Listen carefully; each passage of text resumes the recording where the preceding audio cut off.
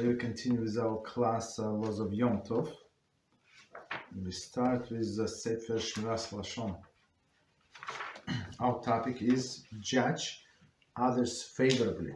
Okay, and it says the Torah states, "With righteousness shall you judge your fellow," BeEzrat 19:15, which our sages interpret as a commandment to give one's fellow the benefit of the doubt. Okay, it's Shabbos 30a. This precept is among those whose fruits one enjoy in this world, and whose principal reward is preserved for the world to come. But it says Shabbos 127a. Development of this trait is crucial for the perfection of the quality of Shmiras Haloshon. Okay. So let's do this piece again and we try to explain. So one more time, the Torah states, "With righteousness you shall judge your fellow."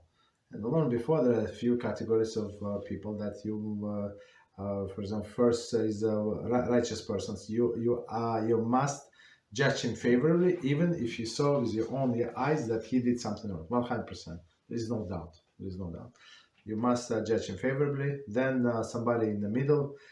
Second category that maybe yes, maybe no, but looks like, if it's 50-50, so you must judge him again favorably. But if it's more than more likely that he did something wrong, so you're not obligated, but it's preferable to judge this person favorably, right? But not obligated. If somebody is a sinner, you're not allowed to judge that person favorably. Okay, but okay.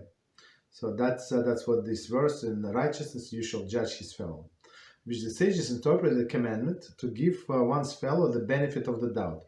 So meaning maybe he did something wrong, right? But on the other hand, as we said, this third category, if somebody is a sinner, he always does something wrong. For whatever wrong to us is perfectly okay with him. So we cannot say no, he's actually did something good. Absolutely not. Okay. This precept is among those whose fruit one enjoys in this world, and whose principal reward preserved in the world to come.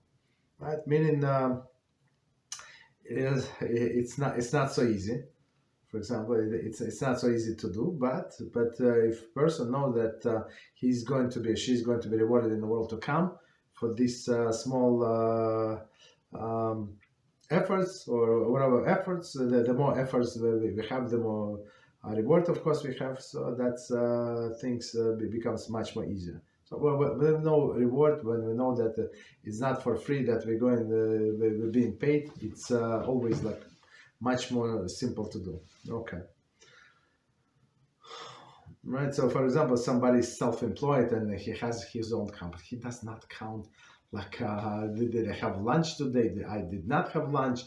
My lunch was 30 minutes or 45 minutes. Like, a person works non-stop, right? Why? Because he knows that it's going to be rewarded. Employee, he's not. He was very particular. I have a lunch 45 minutes. I want to take my lunch on time from 12 to 12:45. Don't tell me what to do. Don't bother me and stuff like that. Okay, continue. Development of this trait is crucial for perfecting the quality of Shmiras Haloshon. Okay, no problem. Right? Right. So otherwise, people would speak non-stop. Okay. To give one's fellow the benefit of the doubt is to decide in one's mind that someone who is said to have committed misdeed did so either unwillingly or out of ignorance or correctly. There is the fact that sin has not been committed. Okay. When the report does not lend itself to any of the above interpretation, one should consider the possibility that the speaker added or omitted details which completely alter the nature of the report. So that's a crucial paragraph. So let's do it again and we're going to explain. To give one's fellow benefit of the doubt, so like on a practice, what is to decide in one mind that someone who said that to have committed misdeeds. So somebody is telling us this story. Somebody did something wrong. Okay. did so unwillingly, so that he did not want. It was somebody was pressing him. Well, whatever happened, right? Maybe he was depressed. Maybe this. Maybe that. That's not what he wanted. Okay. Next one, out of ignorance, meaning that person did not know. Maybe it's right. Maybe it's not so well known Halachah. Maybe he thought that under these circumstances there is no problem. Maybe he did like a million and a half things out of ignorance. Okay. So out of ignorance, it's not like in defiance of HaShem. HaShem said no, and he does it. So that's a different story. So out of ignorance. Okay. Next one, or correctly, or right, whatever he did correctly. There's the fact that that in fact a sin has not been committed, meaning that there's no sin. And sometimes, we published a clip some time ago. What synagogue are not kosher? Okay, what minyan is not kosher. So, and several people, and I know some of them. I know because I'm constant communication. Right? That's how I know. I work on some of them to start doing things, right, or at least advance. Because from level, I don't know, 1.5 for the past 6 months or something, right? This guy, like few of them send the message. But if there is no such a shul in my town. If it's only one and it's like this, but I know I just spoke to him I don't know, maybe a few days ago, last week, and he did not go to the shul. So I asked him, did he go? Did he go? No, I did not go. So now he said he lives in the comments. It's like that. Like, how do you know? You understand? So people assume things, right? And that everybody is fault. This guy is not absorbing much, or whatever he absorbed. Okay, not very much, right? But he already judged from his chair. He judged all of the people from his community. That's ridiculous. You understand? So. So maybe whatever he did, the people did, and I get the same few messages. Yes, I have not kosher community. Whatever I said, well, what do you mean? Can you give me example? Can you give me explanation? None of them replied. Baruch Hashem. I don't know why, but most likely people just made up, right? Or whatever they thought was wrong is not actually makes a community like a synagogue not kosher. Okay, so there are problems everywhere, but that does not mean that it's the whole community not kosher. Whatever we said, it's 100% not kosher. Okay. Okay, so maybe the last one, as we said, maybe there is no problem at all. When the report does not lend itself in any of the above interpretation, so this guy gave you all of the details, right? None of the above. One should consider the possibility that the speaker added or omitted details which completely alter the nature of report, right? And we know this, you just drop one detail, right? Or you add something you say very, this word for exaggeration, like very, always. All the things, so they can change the whole meaning of the story, right? So that's what we must suspect. So we cannot trust that person that he told us over this story as it was. And I think I said it a few times before. It happened several times in my life when me and another person experienced whatever, we were witnesses, like part of the event, incident. Let's put it this way. And we came back to join other people, and the person next that was with me was telling the story. I was shocked. Like a few times happened to me. Like it was not even close what happened. But he was speaking with such a sincerity. If I was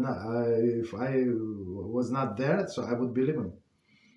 You understand? So that's we have to always take it into consideration. Just because somebody say it and people get emotional and people take sides, so maybe he's whatever he's saying is not true, right? Or maybe he withdrew some details or added something. Small details. Continue. Judge others favorably is also to bear in mind that the teaching, do not judge yourself, do not judge your fellow until you have reached his place. It's from hours to 5, right?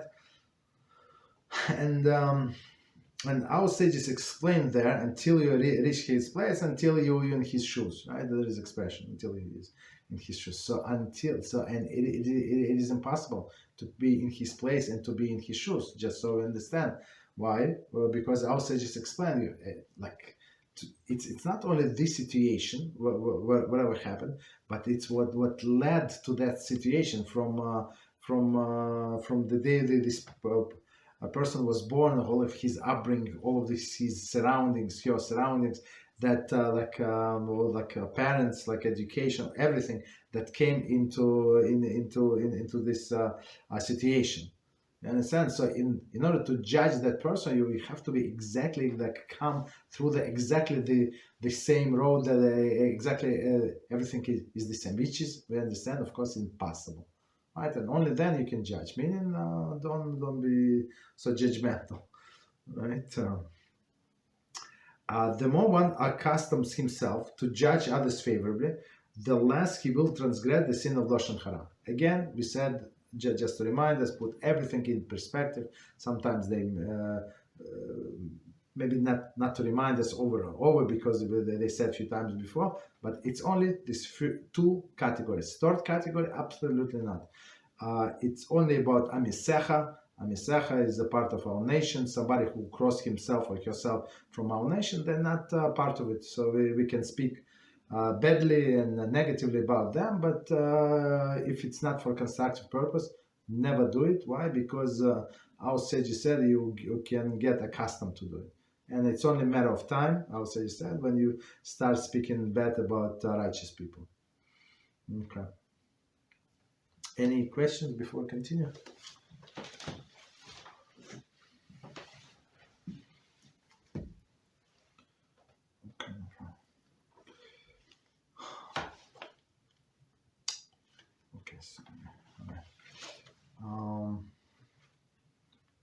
So we start new chapter number 13, and the topic is extinguishing the fire. And it says, one of the 39 melachahs forbidden on Shabbos is extinguishing fire. Included in this prohibition is to reduce size of the flame, even without extinguishing it. Thus, for example, it is forbidden to turn down the gas flame on Shabbos. The melachah of extinguishing Shabbos generally prohibited on Yom Tov as well. There are, however, certain situations in which this melachah may be permitted when necessary for cooking purposes. Okay, so let's, before we continue, let's do this paragraph again, and we're going to explain. So one of the melachas, the 39 melachas that was performed in the Mishkan is extinguishing. So why extinguishing? We explained, I think we did, that we needed coals, right? We need coals. How you do coals? First you fire up the wood and then extinguish, and you get yourself coals, right? That's how you do it. Okay. So meaning extinguishing for constructive purpose. When we do something for a not for constructive purpose, it is forbidden, but on a rabbinical level. Of course, it is forbidden. For us, it does not make any difference. It is forbidden, but it's a person would not get execution. Let's put it this way, from the court. Okay. Okay, and so as we said, it's extinguishing. It's not completely extinguishing. By extinguish, even to make the flame smaller, right? Lower. Not small, lower. Okay, if you have a gas flame or you have electric stove, doesn't matter. Okay. One second. Okay. So of course we Halachah here a little different from of Shabbos. On Shabbos it's absolutely forbidden, but on Yom Tov, since we're allowed to cook, So if this large flame is going to ruin my dish, right? So if I do it for constructive purpose, for the sake of cooking, that's a different story. Okay, so let's continue part number 1. Lowering gas flame for food purposes. If food is cooking on stove, and because of the flame it is too large, it will burn before it's properly cooked. Here we go. One permitted to lower the flame. In this situation, lowering the flame is considered direct necessity for the preparation of the food. And we said before, for preparation of the food, whatever permitted food, like everything is allowed, right? You can do shlit, you can do many things. Okay, so you can lower again for preparation of the food. What does it mean? When it's not for preparation of the food, when you want to save gas and after you finish cooking you want to lower it, so this would not be allowed. Okay, so continue. However, some Poskim rule that this leniency apply only when the option of lighting a new lower flame is not available. An example of this is gas stove, which is equipped with electric starters, which may not be ignited on Yom Tov. If, however, it is possible to turn a new flame with the method described in the previous chapter, one may not lower the existing flame, but should start the new, lower flame. According to HaGaon, Rav Moshe Feinstein Zatzal, it is permitted to lower the existing flame to prevent food from burning, even if one could start a new flame instead. Okay, so let's try to understand.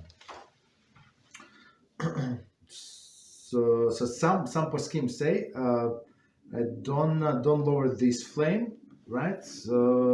But do whatever is allowed. What is allowed to start a new flame? Meaning, if you have like as we said before, like a pilot light, like that's always on, there is no problem. If you have ignition and ignition is on, that's the problem. For example, if you turn on before Yom Tov, of course with ignition, with gas stove with ignition, there is no problem because it was before Yom Tov, and you can leave and it's burning, so ignition is off, of course, right? So if you're going to start a new flame, lower one with ignition, of course it's not going to, ignition is forbidden. So they say in this case, just you're allowed to lower the flame. But if there is no ignition, so you're allowed to start new one. And not allowed, but it's preferable according to this Poskim. Rabbi Moshe Feinstein Zatzal said you can work with existing flame. Okay, it's lenient opinion, but I mean, for me, it's like very straightforward and logical, because you're using existing flame for cooking, right? So maybe you started like this with a full flame, and then you decided no, it's too much, and you would be allowed to make it lower. Okay. So continue. Number 2, extinguishing a flame indirectly. So that's very famous trick that everybody is asking. It is prohibited to extinguish or lower the flame for any purpose other than the to aid cooking. Okay. Thus, if gas flame is causing room to become uncomfortably hot in summer, right, on Shabbos, one is forbidden to lower it. In such a situation, however, it is permitted to extinguish the flame in indirect manner by means of causing, grama. So grama is in the indirect. Okay. For example, one may place a full pot of water over the flame so that the water will boil to overflow, and thereby extinguish the flame. Once the flame has been extinguished, the gas may be shut off. This method is permitted only if some of the boiled water will be used for Yom Tov purpose, such as drinking or washing. Otherwise, it would be forbidden to boil water in the first place. So let's do do it again, and we're going to explain. There are a few very interesting ideas here, very important. Okay, so from the beginning, extinguishing the flame indirectly. So directly, it's forbidden, right? It is prohibited to extinguish all over the flame for any purpose other than to aid cooking. So extinguishing, I would say only lower flame to aid cooking. So otherwise, it's not allowed, right? So for example, if it's very hot and it's like, especially if you have blech there and in the summer, it's very, very hot. So we try not to use it because it's too much. Okay. We can find flavor hot. One is forbidden to lower it. So you cannot shut off and you cannot, and you cannot lower it. So whatever was used, so you must leave it as it is. So in such a situation, however, it is permitted to extinguish flame in indirect manner. So indirect manner, so you take a pot full of water. You boil the water. We're allowed to boil the water, and when it starts boiling, it starts like overflowing. It's going like go on the fire, extinguish the fire, and when there is no more fire, so you're allowed to turn off the gas. So that's the trick, right? Because it's a hazard, right? The gas is escaping. It can create dangerous situation. So you're allowed to turn off. There is no fire. Okay, but they said, of course, this water cannot go to waste, like the whole procedure. So what you can do, you can just drink tea, this boiled water. Drink some tea, and that's it. For example, a practical example would be if they are afraid,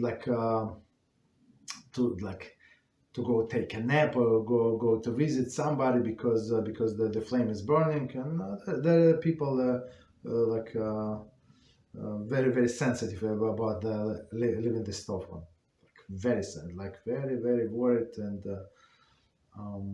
very interesting. So to some people, so there is one couple that we try to help, and so she's afraid all everything, right? So we said, we consulted with other rabbis. So okay, in this case they're allowed to eat the cold food, right? Cold food, and drink hot tea, right? In thermos, not the thermos that you plugged in, but regular thermos, regular. Okay, because she's afraid to have these appliances on when they're sleeping or they're awake. Okay, no problem. Okay. Continue. Okay. Continue. Number 3, asking non-Jew to lower a flame. It is permitted to ask non-Jew to lower or extinguish the flame for any of Yom Tov related purposes, including that one does not involve food preparation.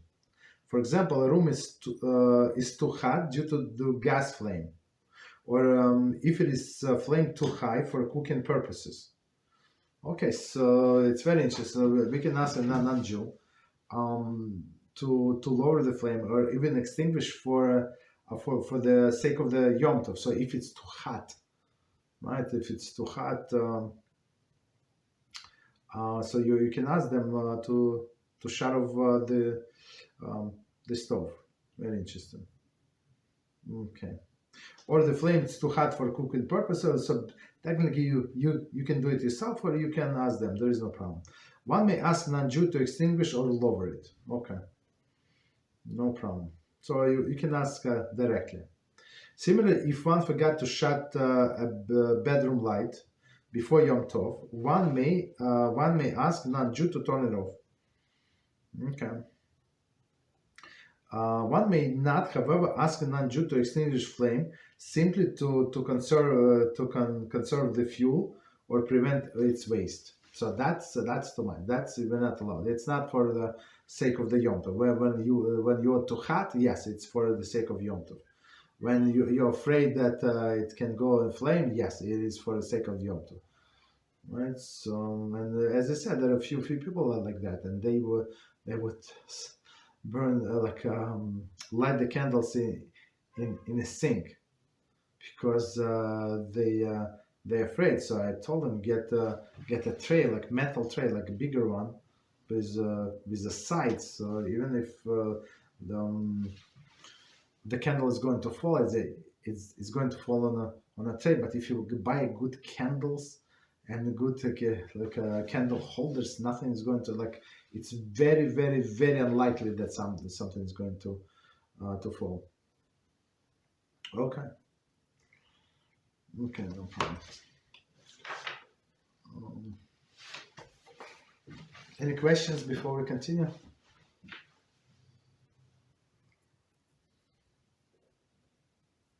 Okay, no problem. So let's do the next section. So it's very, very short chapter. Many of the things we discussed before, but here, as I said, he just combined everything into one. Part number 4, turning off electric stove and appliances. Oh, actually, it was this question from yesterday. It is forbidden to extinguish or lower heat on an electric coil, stove, or oven, even if the food cooking on it will burn. Similarly, it is forbidden to turn off any electric appliance on Yom Tov for any reason. Okay, thus one may not turn off an electric light, even if it is disturbing his sleep. However, it is permitted to ask non-Jew to turn off a light or appliance for legitimate Yom Tov purpose. Okay, so let's do it from the beginning, and we're going to add to whatever it says here. So it is forbidden to extinguish or even lower the heat of electric coils. So now we're switching from gas stove, real fire, as everybody understand, to this electric coil. So I mean, it's also halakhically it's also fire, but a little different, right? Electric coil, stove or oven, even for if the food cooking. 1 second. Extinguish or lower heat of fire of an electric coil, stove or oven, even if the food cooking on it will be burned. So this electric stuff is different from this electrical coil is different from original flame, okay, from the gas flame. So because he says clearly it is forbidden. 1 sec, I'm not sure what is the difference, to tell the truth, don't remember. It is forbidden to extinguish it even to lower the heat of the electric coil, stove or oven if the food is cooking on it will be burned. Even okay. I don't remember the reasons. Similarly, logically, it should be exactly the same if we consider gas flame as a fire and this is a fire. So what is the difference? Okay. Similarly, it is forbidden to turn off any electric appliance on Yom Tov for any reason. So unplug or something. So, but as we said yesterday, if it's by use of the timer, you're not doing anything, right? You're not even there.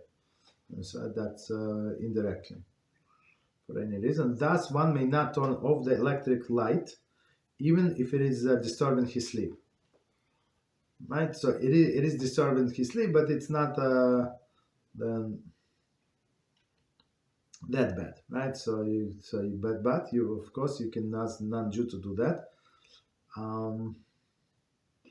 right? To turn off the light or appliance for legitimate Yom Tov purpose. So I guess you, in this case and of the case of non-Jew, you can ask him or her in case if you for enjoyment of Yom Tov. So that's a good good reason. So for example, nobody can sleep with the light, so it bothers you very much. So you can ask them to turn off the light. Okay, but of course it's proper to do everything before the Yom Tov, and do not have timers. So it's some people have timers in a bedroom and somewhere, like if for sure you need the lights, so sometimes timers go crazy, or you forgot to reset the timer for what is it, the time daylight saving change, right? So it would be on for extra hours. So okay, and sometimes they would go crazy. They can reset themselves. I mean, that's what happened with older timers. I never had this experience, but some people did, because why, you have to reset it always on auto when you using the same timer, right, for like manual during the week, but when you want to go auto, you have to reset an auto. But there is a third setting there, like depends on the configuration of timer. It has a random setting. So what's the random? Random means for example, you need to go to you're going to vacation, and you want this light to randomly turn on like in the middle of the night, like in your bedroom, like 3 in the morning it would go on, and 6 in the morning go off, like make impression that you're there. So if you by mistake, I mean, I never did in my life. I mean, we don't have this the timers in the bedroom, uh, but some people reported to me, so they set to random. It would it was a nightmare. The light would go on and off when it wanted, like in the middle of the night. It's crazy. Okay, so it's very not recommended to have a timer on in the bedroom unless you're very careful and you were an organized person. Continue. Taking flame outdoors. When carrying flame outdoors, one must take precautions to prevent the flame from being extinguished by the wind. Right. So what does it mean? On sukkahs, right? On sukkahs, we will light in a sukkah. Right, so your flame, your outside candle is in the house, so you want to bring outside second day to light in the sukkah 100%. Okay, so must be very careful not to, so the flame would not be extinguished. Okay, continue. Part number 6, summary of the law. Extinguishing or reducing the size of the flame is prohibited on Shabbos, and is also prohibited on Yom Tov, except situation related to the preparation of the food. So on Shabbos it's always forbidden. On Yom Tov, because it's not allowed to cook on Shabbos, right? That's why they say, right? That's why they said when you buy a hot plate, so the most like straightforward plate without all the settings, stuff like that, that's would be the most straightforward. But if if you don't have little kids and you're a very organized person, you can buy this hot plate with the handles. Just some people just remove the handles, and some people never ever adjust them. For example, we have this hot plate with adjusted handles. We never ever turn, like never ever. Nobody, guests do not come, kids do not come, nobody comes. Okay, nobody touch it. Okay. Okay, but if you're not sure of yourself, don't buy this hot plate, right? If you have little kids that like to play with things, so of course you cannot do that, right? if the little one or put it like facing the wall, right? So they don't see the handle, the adjusters. You understand? So that's we have to be smart. So okay, but on Yom Tov it is allowed, right? For preparation of the food, but after the food was prepared, will not be allowed to turn off this gas stove. It is permitted to lower gas flame in order to prevent food from that is cooking on it from burning. Okay, that's straightforward. It's for a purpose of cooking. So if it's going to burn, so you make it lower. Some Poskim permit only when the when lighting a new lower flame is not an option. right? Rabbi Moshe Francis Zatzal permits even in such a case. So I just thought about our stove. I think when you light my stove, we have electric ignition, but let's say it's turned off. So it starts from the big flame, and in order to make it smaller, you have to continue turning the handle. So in this case, it's not going to work, right? So they say like, I'm not sure why is that. Maybe in order to like send a lot of gas to ignite it faster. I'm not sure. Like logically, it should go like from a smaller flame to the bigger flame, larger flame. But in it's from larger to smaller. So it's not going to work. So meaning for sure you can use the existing flame. Continue. One may not extinguish or lower flame for any purpose other than aid cooking. However, so as we said, only for cooking period.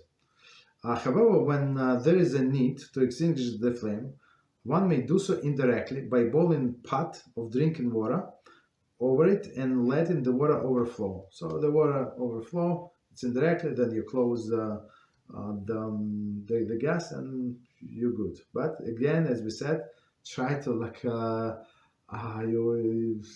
try, but it's absolutely required to drink to drink this water, or drink it, or use it maybe towards the dishes if you need the dishes, or to wash yourself, like right, even though you're allowed to open the hot water tub, but if you need this water towards the baby, this like make use of this water, because otherwise it would be like almost like you turn off. What is the difference? This water is of no use. Okay, drink tea, coffee, whatever you drink. Next one.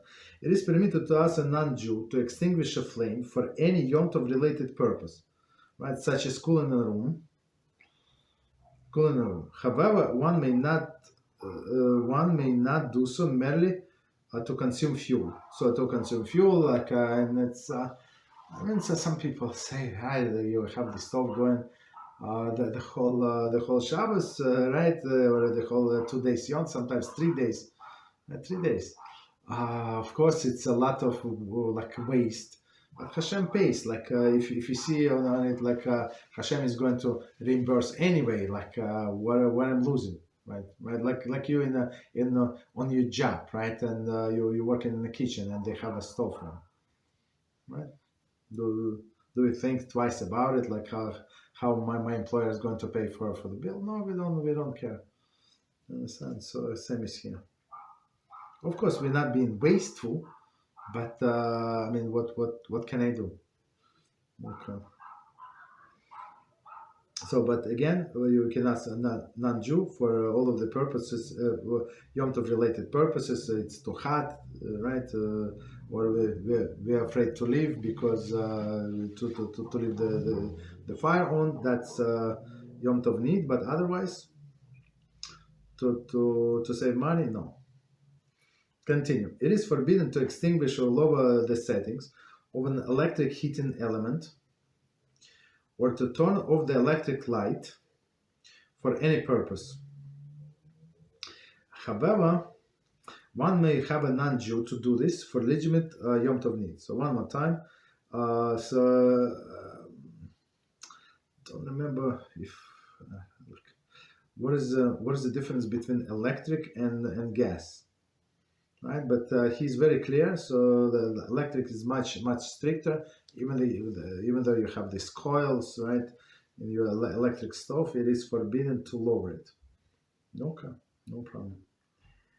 Okay, or shut off the light only through a non-Jew if it's for legitimate Yom Tov needs. So whatever needs is. Okay, so again, maybe it's hot, maybe I don't know, like hot or cold. I mean, air conditioner, maybe heating system. You need to start heating system. So you can ask non-Jew.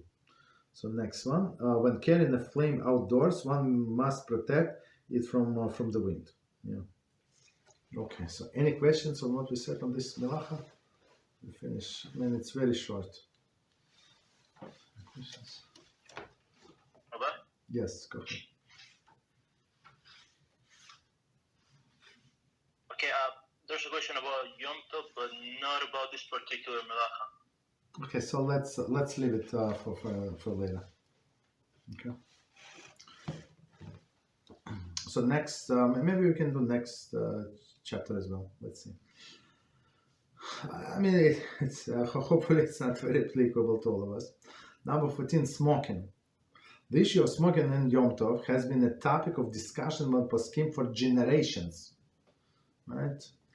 And actually, the way I see it, it's changed drastically in this generation.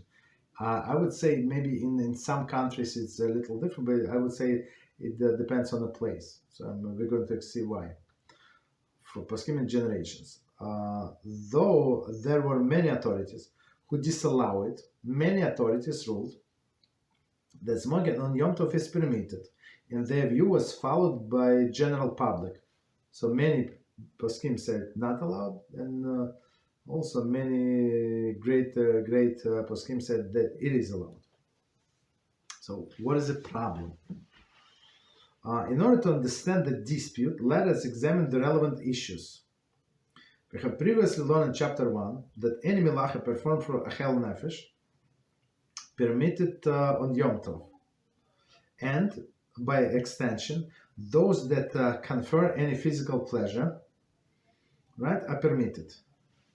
So whatever you need for enjoyment of your Yom Tov, whatever you need to eat on Yom Tov, and everything that accompany it, you're allowed to do. And they say if it's the same act, but you need for the Yom Tov needs, for example, since the cooking is allowed, boiling water is allowed, so like extension, it would be the boiling water for the purpose of washing my hands and right, and face, right?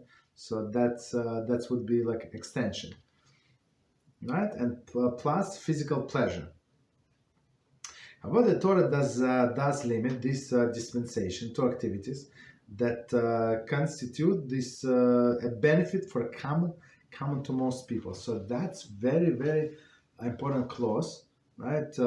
Benefit that common for most people. So there are some like strange people, they enjoy whatever they enjoy. So we don't go by them, we go by what is common for most people, and that's what I said. It depends on the country also. For example, the way I understand in the United States, like most of religious people do not smoke. I mean, they smoke, but many, like at least I have not seen many. Let's put it this way. But in Israel, a lot of people, religious people, cigarettes are much cheaper. So I mean, it's not about money, but many people smoke, young, old, like everybody. No, not everybody, many people smoke. It's very interesting. So for them, it could be more common need among the people than, for example, in the States. Okay. Continue. Again, it could be from community to community as well. So now, number 2, opinions of the Poskim. Opinions of the Poskim. A. The reason for the of the early Poskim who forbade smoking on Yom Tov. Okay, so we start for forbidding. The act of smoking constitutes kindling, one of the 39 hours melachas, since each puff one takes causes more tobacco to burn. Okay, so it's basically you continue kindling like with each puff, right? It's very interesting. So you do it directly, like. Although smoking is done for the physical pleasure, some early Poskim were of the opinion that it was not benefit of common to most people. So of course they say that it's very enjoyable for people who smoke, but most of the people do not smoke in early days. Okay, I'm not sure when these early days were, but okay, continue. Because many people do not smoke and in fact dislike it. Here we go, right? In their view, smoking is prohibited. Right? So, okay. So, just to summarize one second. Is it summary? Yeah. just to summarize the opinions, the opinion of the rabbis who were against it, right? So they say why. Most of the people do not smoke, and they not only not smoke. It's not like they don't need it. They actually hate when somebody would smoke in their presence. Like in olden days, I don't know how many years ago. Even in a plane, the people would smoke. It's like there would be like a smoking section. Like, of course, there is some exhausting. Okay, but still, it's only when you blow the air, maybe the smoke directly into the fan. But otherwise, what is the difference? What is the difference? I mean, it helps, but not so much. Or for example, a few times where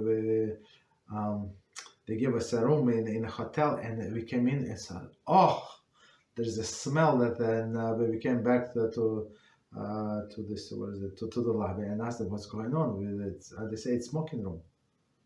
So in the States there are no smoking. I mean, maybe I don't know. Maybe somewhere in crazy places there are smoking rooms, but for past I don't know how many years. But in Israel there are smoking rooms, right? And very disgusting. This smell. Okay. Okay. So that's why we understand the first opinion. Second opinion. The reason for the early Poskim who permitted smoking on Yom Tov. So those who forbid, we understand. So they say it's not common for all of the people, and it's very disgusting for them. Continue. Those Poskim who permit smoking on Yom Tov were of the opinion that the percentage of smokers was great enough at that time for the smoking to be considered a benefit common for most people. I'm not sure what percentage we're talking, but it is true. In the olden days, people they smoke much more. Okay. Continue. They also recognized that it was then assumed that the smoking aided digestive system, right? So that's why people thought that it's helping digestive system. I remember it's like something from a long time ago. So it's like smoke goes between the food, breaks down. I don't know, all of this craziness, and that's why many people smoked in the restroom, right, in the bathroom. I mean, in their houses, of course. Why? Because they thought that this smoking is going to help them to go to the bathroom. Okay, okay. That's what they believe in. Right? Digestive system of those who smoke regularly. So if you smoke regularly, you can go to the bathroom, no problem. That's what they thought. It was thus viewed as a health benefit and deemed like a thing common for most of the people. It's very interesting, right? So how everything changed around. The vast majority of smokers relied on the lenient opinion and smoke on Yom Tov. Yet individuals who were Baal Nefesh. So Baal Nefesh is like Baal. It's a master. Nefesh is a soul, right? So meaning especially scrupulous people who cared about their soul. Right? I mean that's very popular in Shulchan Aruch. He said, even though it is allowed, but Baal Nefesh is not going to do that. Okay. Continue. Right. So that's based on this opinion. People who smoked, most of the people who smoked, they actually smoked, right, on Yom Tov, right, and some Baal Nefesh did not. Okay. So I think for them it was very very hard for people who regularly smoke. I mean, Shabbos is okay, one day. No problem. But when it's 3 days, it would be very hard for them. Okay.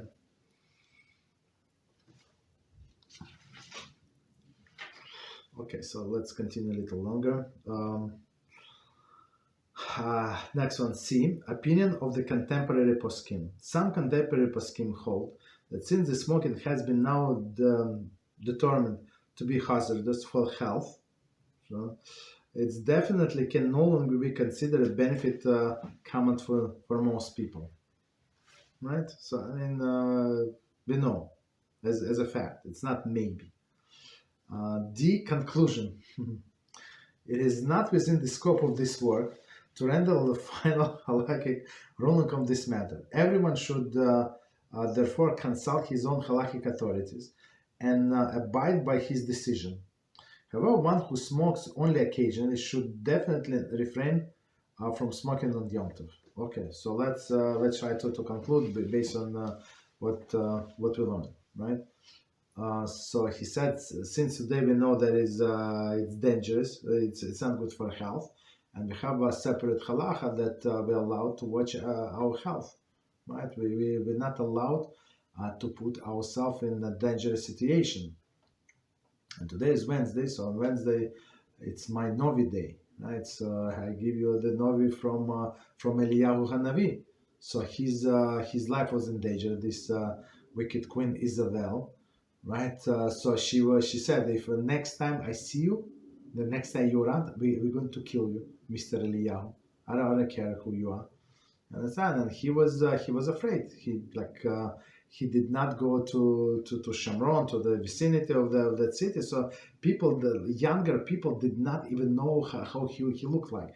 Older generation, yeah, they saw him in the Mount Carmel, they saw him here and there, but the younger generation, they did not even recognize when he came and told them prophecy about King Ahaziah, right? So he had the accident. So he said, "I'm not sure if I'm going." So he sent a messenger to some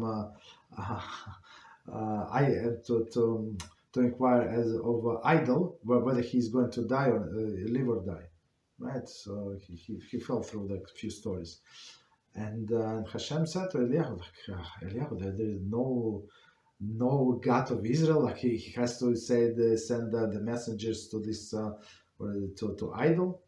And Eliyahu went and he intercepted these messengers of the king and told him the story. So when they came back to the king, they reported. Eliyahu said what he said in the bed that you went up onto. You're never going to come down, meaning that you're going to die there. So don't worry, the king. Your end is coming very soon. Right, and he said how Eliyahu looked like, and they had said hairy man. So hairy is not the bad. Right? So I say, it's must be Eliyahu, right? So why? Because he saw him in the Mount Carmel, most likely, right? But those were like a messenger, younger people who never saw him, and they explained why. Because Eliyahu Hanavi, right? Who can say a word and people are going to get burned. Did not put himself in danger, right? Because it was a real danger, right? So he's not allowed to count on a miracle. If Eliyahu Hanavi were not allowed to count on a miracle from HaShem, right? He's the one that HaShem said that I love him very much. So needless to say, we're not allowed to count on miracle and put our lives in danger, our health in danger. You understand? So that's how is it connected? Right. So they say, I ask you, Rabbi, but today it's so open that it's very detrimental to your health, right? And they say in class, they say whoever's but even if somebody cannot hold themselves, they I don't know, they must smoke. Hold back, right? So somebody who only occasionally smokes, right? So from time to time, then absolutely not allowed. For them, it's no need. For sure, there is no need. Somebody who smokes regularly, that's we understand more. Okay. Any questions on what you said?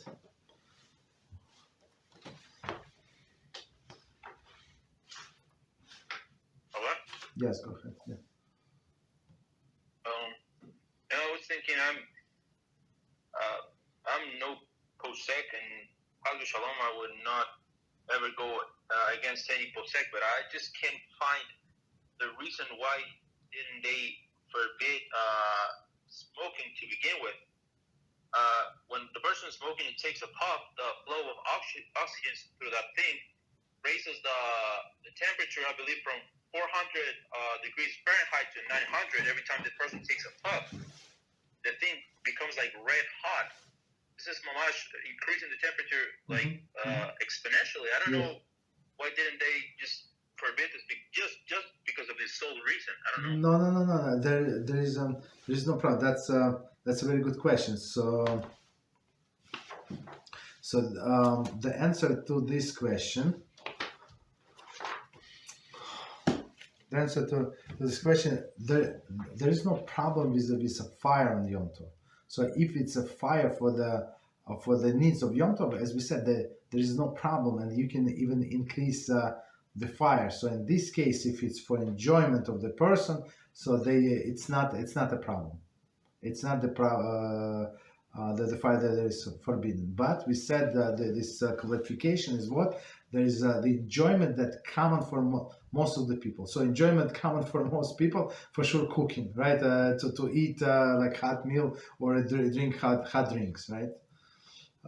So that's why that they would allow it, because people enjoy it. And I remember I smoked like many years ago, many years ago, and I enjoy it. Like I enjoy it so much, it's unbelievable.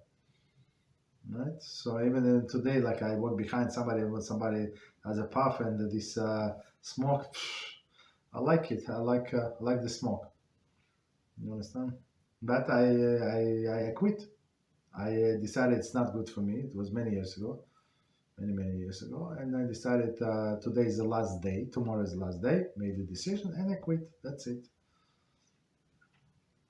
But I still, of course, I never smoked before, like after that, but I enjoy the smoke. I'm trying to avoid it. Okay. Thank you, Rabbi. So yeah, so it's actually very enjoyable for many people, and I can testify.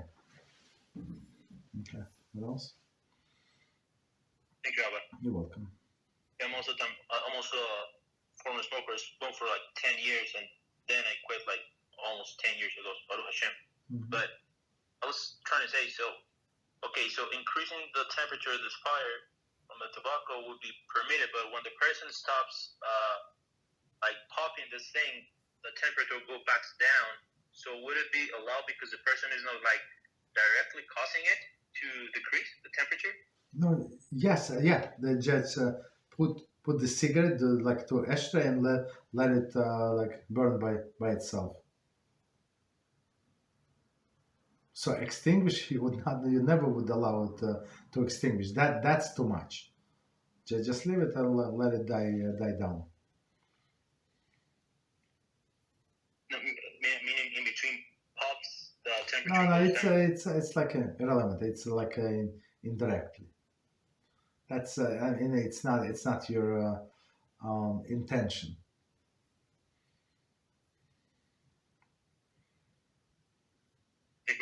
Yes, it's not your intention, and the second reason, it's a normal way of doing things, and we're actually going to use these two reasons for different applied to different laws.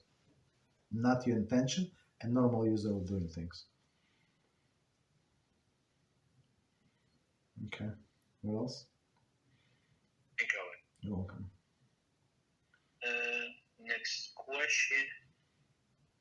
Okay, question on the board. Shalom Kolava. Thank you very much for the Shiur question.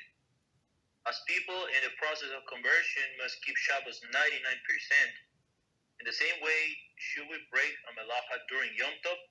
So it should be one melachah per day or one melachah for the whole Yom Tov? Thank you very much, Rabbi. Okay, I would say one melachah per day. Because even though we must observe 2 days, but they're not equal in stature. So first day for sure it's biblical, and second is one that established by sages. Understand? So we consider them 2 separate days, as we saw from this book. So we're not allowed to prepare from one day to another day. So those are separate days, even though the same name, but we have to break Yom Tov. So somebody in price of conversion must break Yom Tov on first day and second day separately. So it's something that for sure not be allowed, like this light, right? Light, turn on, turn off.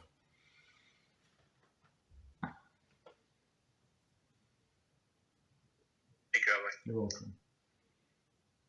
So about breaking Shabbos intentionally, I was wondering, does it have to be intentionally and with a purpose, or just like For randomly? no, not randomly. For the purpose of breaking Shabbos.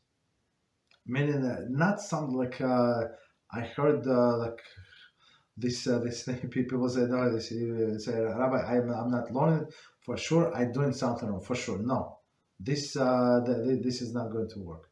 So you can break Shabbos only with the thing that for sure you know it is forbidden, and that's why I'm doing it, because I'm not allowed to keep Shabbos. Understand?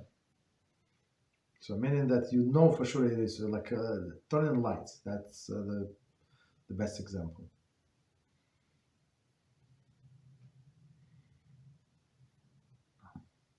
Thank you, Rabbi. You're welcome. I thought it was a purpose for the action itself.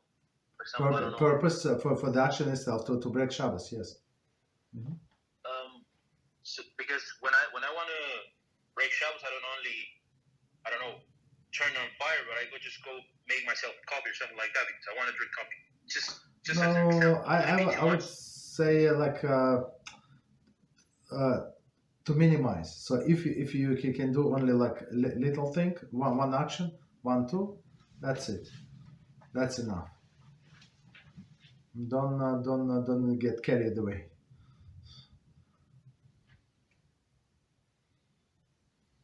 Thank you, Rabbi. You're welcome. So, and I was somebody asked me this question recently. I don't know, like a few months ago, right? And I told them do it because a person got scared. That's how it's hard. The person got scared that they forgot to turn on the light. So I told them, I mean, it's not in the book, but just from logic, do it like as soon as you like lit the candles, Shabbos candle, do it right away.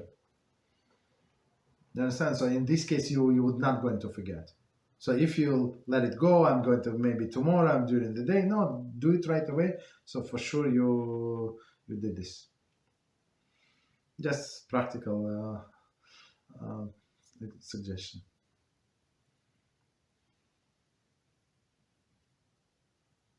Okay. Well, Thank you, Rabbi. you're welcome. So the time the person does this melachah to break Shabbos will be irrelevant. It will be more related Irrelevant. In from the time person accepts Shabbos until the time he does the Shabbos is over.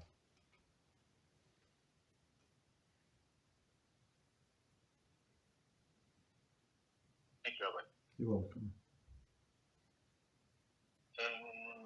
Next question. Thank you for the Shiur question. I believe this question is about smoking. Okay. Question: does it mean that if one does not require smoking to enjoy the Yom Tov, the leniency that allows smoking is no longer accepted? Yes, yeah. As we said, the clothing is like if person is not like a habitual smoker. So yeah, it's never allowed. I mean, in those days, today, is never allowed. Not according to no opinion, because we said that it's a common need for most of the people. For that person, is not common need. If he can go 2-3 days without smoking, so there is no common need. That's it. Does not apply to that person.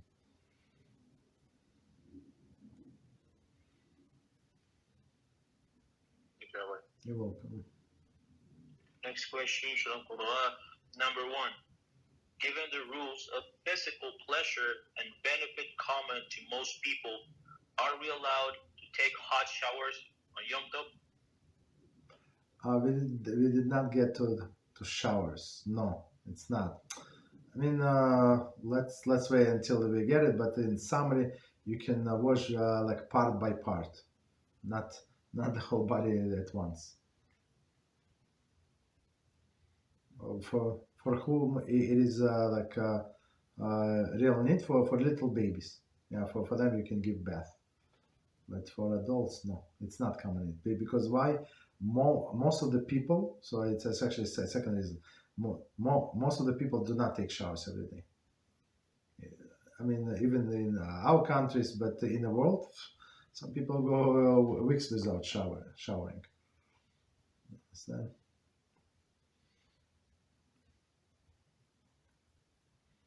Thank you, Rabbi. You're welcome.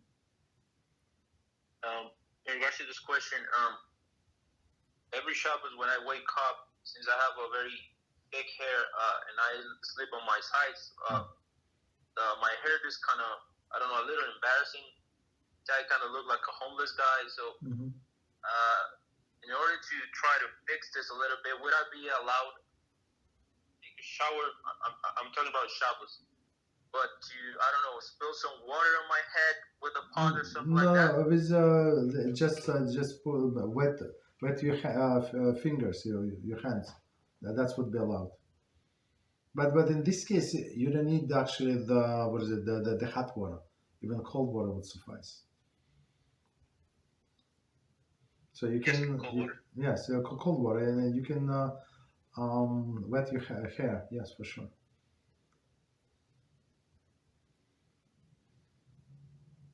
With the hands, maybe to Yeah, with the hands. With the hands, yeah. But I think that would not do much to my hair. It's very. I mean, very maybe thick, like put with the hands on top of the head, like under the sink. But do not wash like you wash. Like do as little as possible.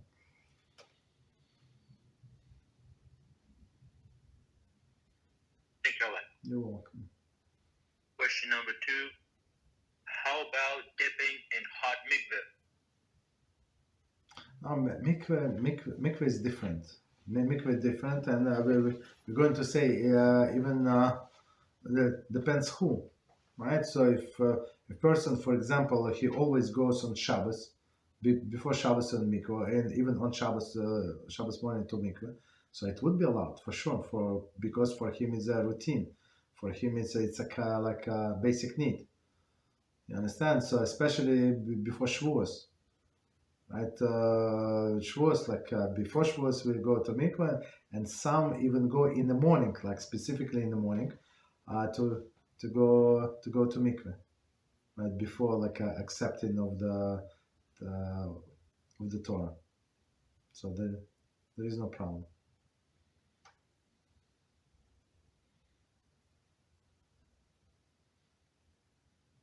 You understand? So, but if somebody never goes to mikveh, and one Shabbos he decided to go to mikveh, it's not he would not be allowed.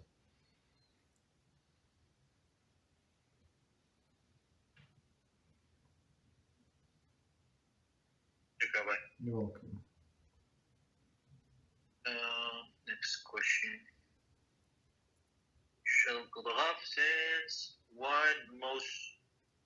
Since on most Yom Tovs, we are not allowed to say viduy number 1.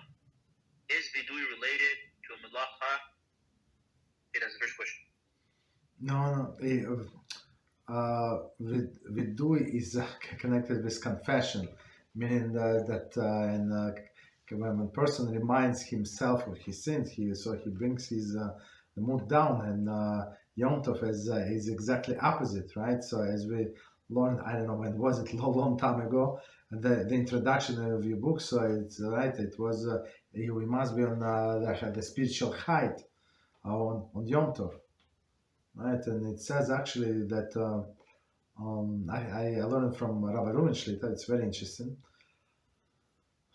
So he said, so in olden days, and if you learn Talmud, like it's all over the place about bloodletting, right? Because why they thought that in olden days they thought that it's beneficial. As you said before, it's like for blood pressure, like renewing of the blood. It's good for this, for that. Okay, So people were into this bloodletting, right? But it says it is forbidden to let blood on eruv Shabbos, on eruv Shabbos.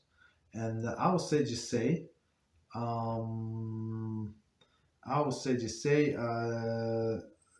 they extended on eruv every Yom Tov, not to let blood. So first, like a simple thing, like a simple explanation. Why? Because it weakens the person. So and when you go to the Yom Tov mode, you have to have strength. But second explanation, like it's practical explanation, but the actual explanation, the deep explanation was because it is still this wind from the time of the receiving of the Torah.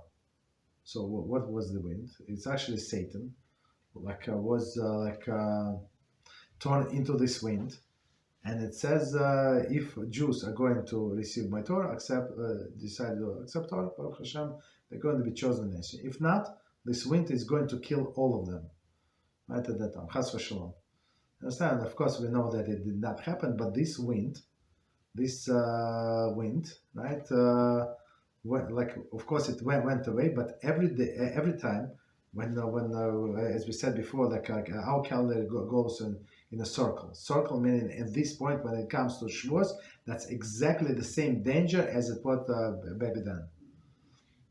You understand? So that's how it's dangerous. So our sages in Shulchan Aruch and Rima and Mishnah Brura Poskim, you're not allowed to let blood on that day, right? And on all other holidays, because why? Because you might make a mistake and you don't remember on Shavuos before Pesach. Okay, that's too much. So they did not allow. So what does it mean? So all of the atmosphere. So whatever was on that specific day, it's before during each Yom Tov. You understand? So on Yom Tov, you have to be uplifted. You have to teach yourself how to be uplifted. You have to buy yourself a book if you did not buy yet. We have this book, Eliyahu Kitov. I think I recommended it a few times already. Book of our heritage about the festivals. So when you go into festival, you have to have a right mood, or what this festival is about, what the history, what is what the weather, spiritual weather, is going to be like. So and this viduy, for sure, it's not part of the of this mood of Yom Tov, because we have to be, as we said, b'samachta b'chagacha, we have to be happy on Yom Tov, not depressed from our sins. Our sins we have enough time to work on. Okay, so it's not allowed to say viduy.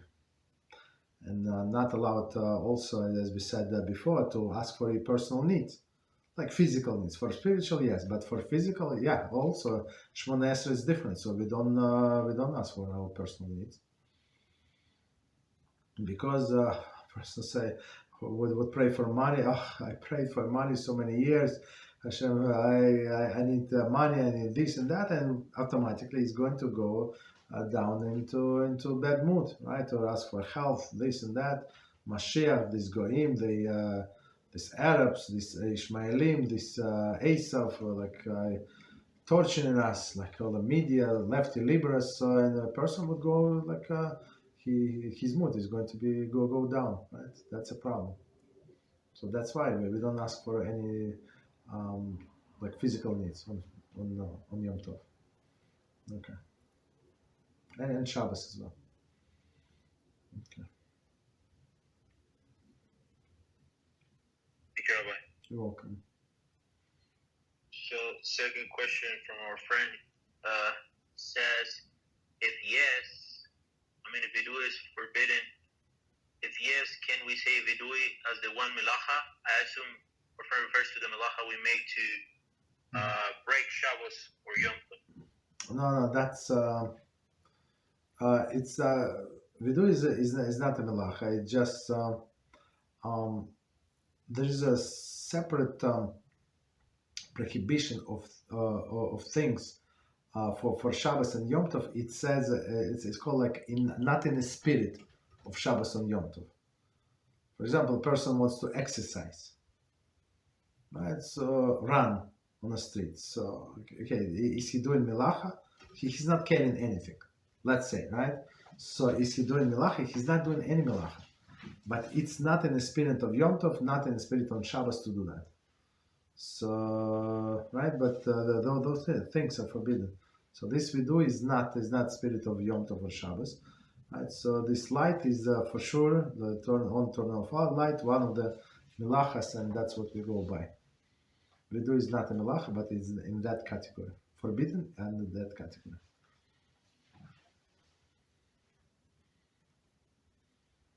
Okay, what else? Rabbi. Next question, Shalom Koloff. If one lives in a place without a kosher eruv, how can she dip in the mikveh for family purity on Shabbos? Is she allowed to postpone the dipping? No, one second. Even there is no eruv, but why does she need an eruv? I mean, she just go there, and mikveh by us it's open on Shabbos, and of course they rely on honesty of these people, of Jewish women, that they're going to pay after Shabbos. Like they call with a credit card, they can charge over the phone, the credit card, and of course they open they provide all of this shampoo, body wash, they have everything, towels, sleepers, or whatever you need. So basically, you just come there, go there. Everything is ready, and you just dip, and that's it.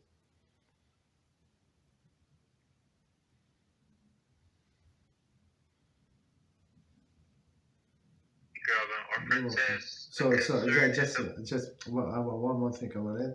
So the water there, even though of course there's a limited amount, but they have a warm water, not hot, only slightly warm water, because they shut off the water heater, right? So not too many people go on Shabbos because of the convenience, this and that, but it's proper for her to go. It's her day. She must go. If she decided not to drive, okay, whatever. So that's a different story. So that's why they have a warm water, not hot. So usually women take they bathe before the Shabbos started, and then they go to the mikveh just to wet. For example, she cannot just go to the water with dry hair. She must wet her hair. Okay, stuff like that. Go ahead.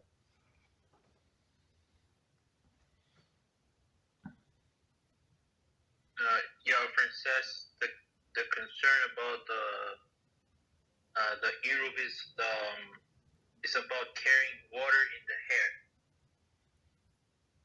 Okay, that's actually a good point. I mean, usually you have their towels, and you just take care to remove water, excessive water, right? So whatever water, if you just because your hair is wet, it does not mean that you're carrying water, right? This water, it becomes part of the hair.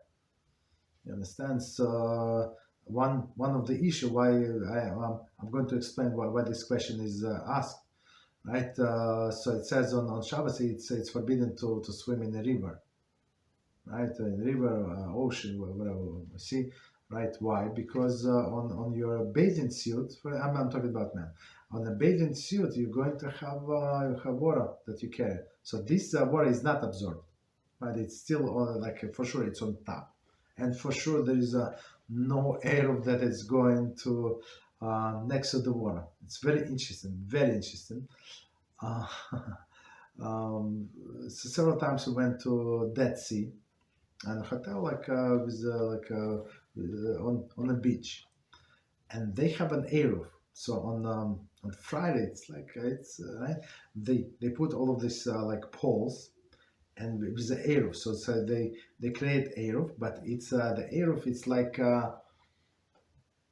don't know, but 10 feet, no, maybe 15, 20 feet before the water. So if even though you're allowed to carry, of course, when the eruv is, but you're not allowed to come next to the water because you're going to carry the water. That's the issue. Okay, so they're very smart there. Okay, so this water is not water basically because it got absorbed.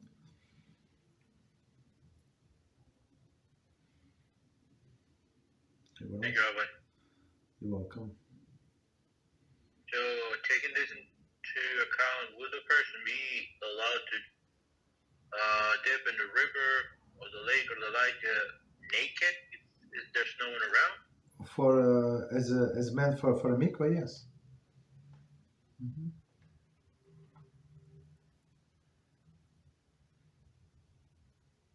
Thank you, Rabbi. I have a student. He's a crazy young person, and I told him not to, but he said, "Can I?" Okay, so he goes to the river to dip at night. So I told him go only at night because he's in yeshiva now, Baruch HaShem. And so because other boys can get jealous and can be think that he's arrogant. So I said if it's l'shem shamayim, for sure, go when nobody sees you. I'm not sure if he stopped. I'm afraid to ask if he's still going. So in there where he lives, it's snowing and very, very cold. Hopefully he stopped, but I would not be surprised if he actually still going. Okay. Okay. What else? Thank you, Rabbi. You're welcome. Next question. If one donates blood and it helps a rasha survive, will the donor get punished? No, I don't think so. It was not his intention, and it was not his intention. This rasha would survive from any blood. But if it's possible to donate to Jewish hospital or something, right, or the Jewish blood bank, it would be, of course, much better. Right, so Jews in Israel, in here is in Monsey, I think also, they have Jewish Shomer Shabbos blood bank. You have to be a member, you have to pay annual fee, and they would, if in the case of the need, they would deliver blood for you.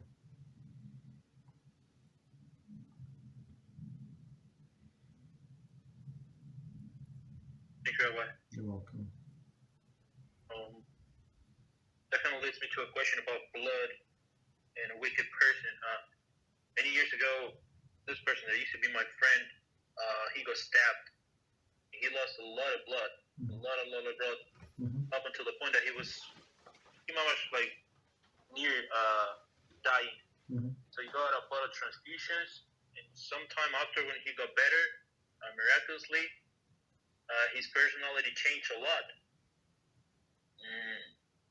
He got married and everything, so I was wondering, is this because of the ruach that was in his blood and this kind of had an impact on him, this transfusion? I think it could be a combination of the factors. First, as you said, the new blood from different people, maybe also help, and plus, I guess the teshuvah. Like if a person nearly died, he evaluated his life. Also helps. And for some people, they need only shock, only some near-death experience, or somebody died in his family, some shocks. Other people just read books, and they see and they hear the stories and see HaShem is real, and he's not joking, and they don't need a personal drama or trauma to deal with. Okay, HaShem, I'm in. Basically, I mean, I don't need this test. I don't need any you to push me. I mean, that's it. So you can do it both ways.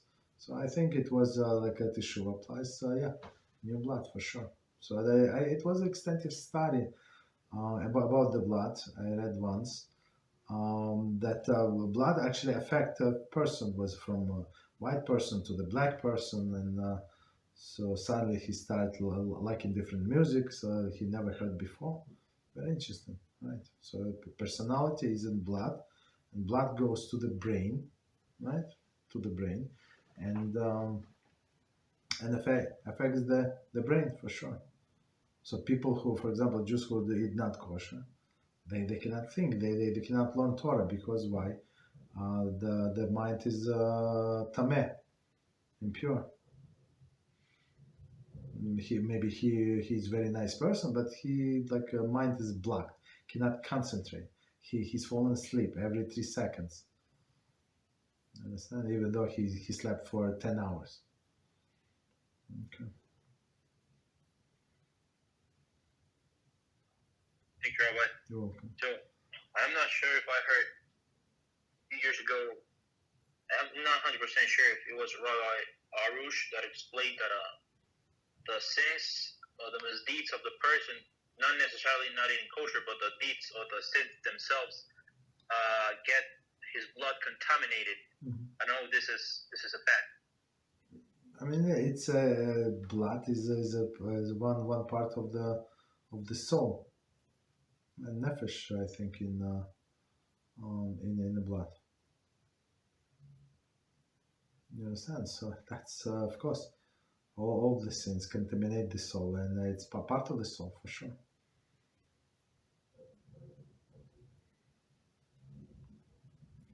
Thank you, Rabbi. You're welcome. Next question. If a person wants to design the letters of the alphabet with a little ornament as a minuscule diamond or a little tear in a very elegant and respectful way Mm-hmm. to each letter as the beautiful books of our scroll, that in some of them we can find this.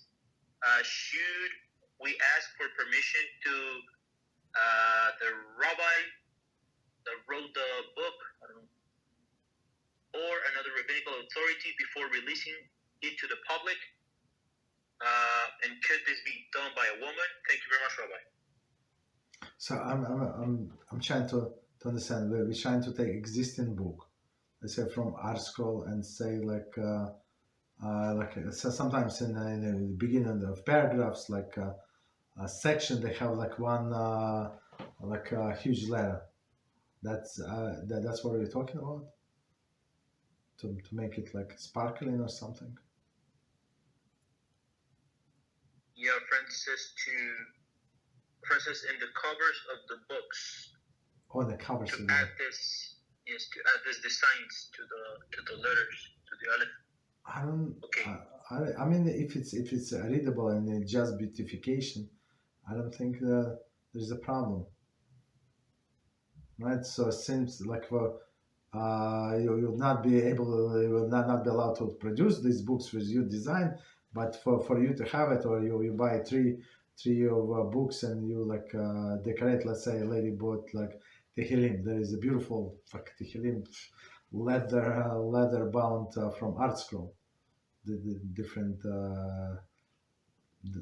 colors, right? And so if she wants to put the diamond, this and that, like Swarovski diamond, something, there is no problem. Of course, it's respectful and stuff like that.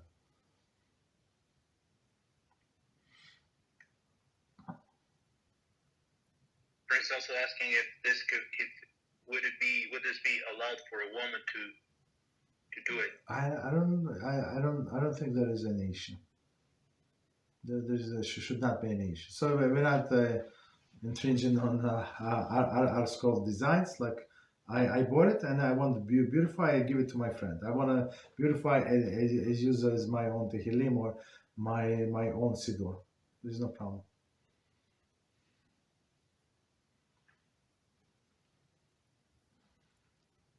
Thank you, Rabbi. You're welcome. Our friend says that thing is that when our friend wrote the question, it says his rabbi should ask permission to his rabbi.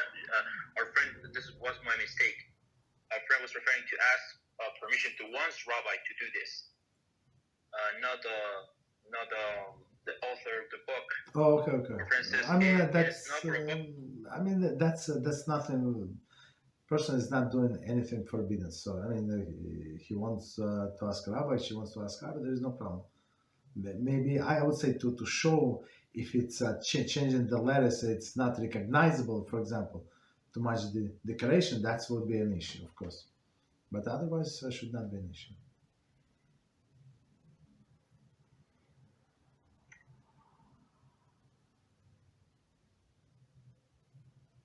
Thank you, Rabbi Princess. Thank you very much, Rabbi. Okay, you're welcome. Next question. For a woman looking for shidduch, should she choose to be a housewife and find someone who works and learns Torah part-time, or should she strive to work full-time and find someone that studies full-time in college? That's a very good question. So it depends on what she wants. So it's not like look, I tell you what. So if she cannot work, if she does not have a like skill set, for example, a grown-up woman, let's say, she does not have a skill set to support the family. Like let's say she's just barely making money, and then she's going to get pregnant, and how they're going to pay the bills. Right, if husband is going to work. So if she's going to break her, so better not to. Better to be like a working woman and let him also work and study. There is no problem. But if she's so determined for him to go to college, and she's a very strong woman, and she can support. Like for example, we live the Jewish profession, Jewish women. I don't know if there are any room for non-Jews in this profession. Speech therapy. So all of the like speech therapy, I mean for kids, right? It's like all of the Jewish women, all of this. So because why is that? The way I understand, because they have to do a house visit. So they go to the house. So basically, it's very flexible. They can make their own schedule, right? They can work, for example. Their own schedule, like they can have like cases like only a few days a week, right? So it's much easier to manage, and I think the pay is pretty good. They work as a contractors for managing like office, and right. So a woman like that can feed the family. So and plus it's like if she's ready to go through it, and it's not for a year, and not for 2, and not for 10, it's forever. You understand? So every person must make this decision for themselves. Right? But on one hand, on the other hand, there is no problem with the husband that works in normal job, 9 to 5, or has his own business. Like not do not spend extra time for working, and learn 3, 4, 5 hours a day. There is no problem whatsoever.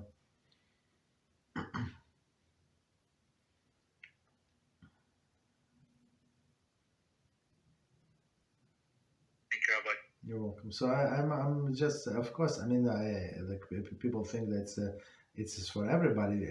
Many people idealistic, but for example, me, I tried, and I could not learn the whole day. That was too much for me. For me personally, too much. Okay. So I can learn with breaks, several hours in a row. There is no problem for me. So one class on Thursday, and Sunday we have a long class. What is long class? It's from 3.5 hours till 5 hours. Depends on how many questions, how many subjects we're going to cover. I have no problem, because we switch subject. I would not. I would go crazy to stay on one subject.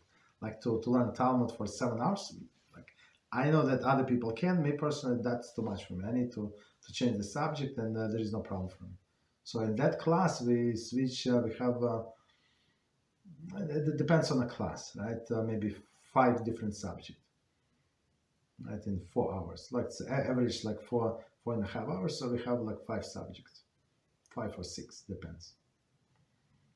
Okay, but to learn the whole day, me personally, so this I can, there is no problem, but the whole day I would not be able to.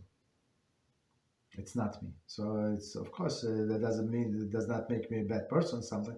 So it depends on personality. Just because a person cannot, but he can very productively learn 3 or 4 hours a day. That's amazing.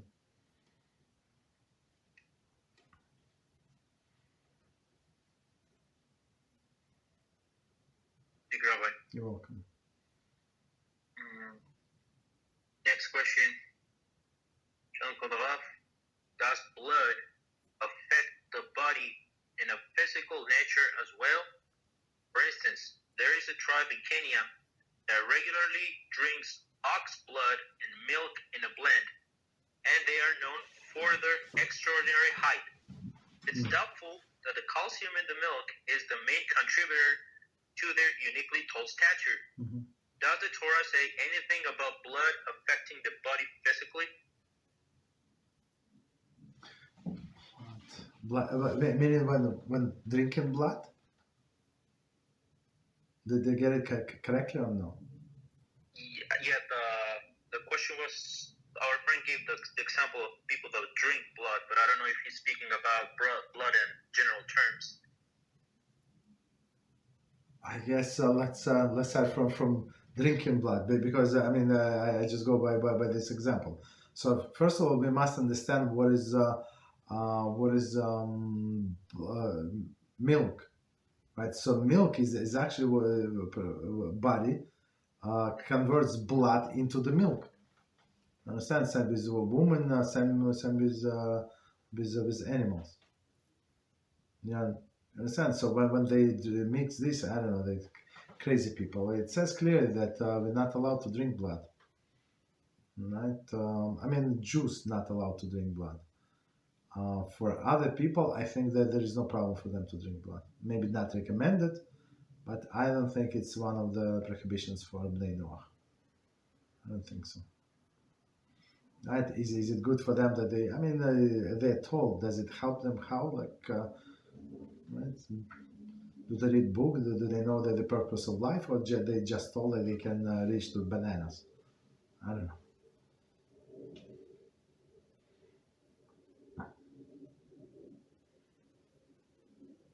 Thank you very much, Rabbi. You're welcome. And by the way, our friend clarified and he said yes, meaning ox blood in this case. So yeah. Yeah. Okay. So the drinking, yeah. So of course it our food, right, affect our nature, but other people also drink blood. Maybe not regularly, but I don't think it has any relation with height, but it's just my assumption, because I know that other people also drink blood.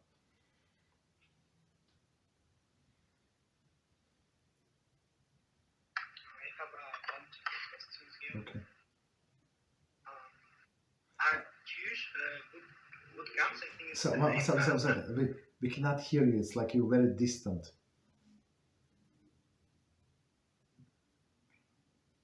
It's better now. A little better. Yeah. Go ahead. Yes. Jewish boot camps are unrecommended for Jews above but mitzvah. I didn't get it. Could you please repeat the question? Sorry. If Jewish boot camps are unrecommended for Jews above bar or bat mitzvah.